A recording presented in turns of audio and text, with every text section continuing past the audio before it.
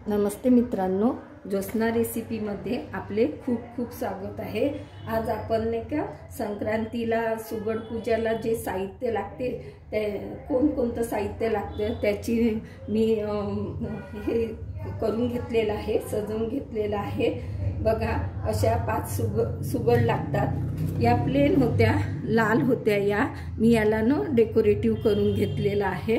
तुम्ही सिंपलही ठेवू शकता आणि अशा प्रकारचा धागा यांना बांधून घेतलेला आहे 5ही सुगडला। आणि ही अशी पंती मिळत असते, यात ती ठेवलेली आहे। आणि हळद कुंकू घेतलेला आहे, अक्षत घेतलेला आहे, गहू घेतलेले आहे, मी तांदूळ घेतलेले आहे आणि तिळाची ही वडी घेतलेली आहे बनवून, आणि ही शेंगदाण्याची वडी घेतलेली आहे आणि एक दिवा घेतलेला आहे, पाणी घेतलेलं आहे शुद्धीकरण करायसाठी।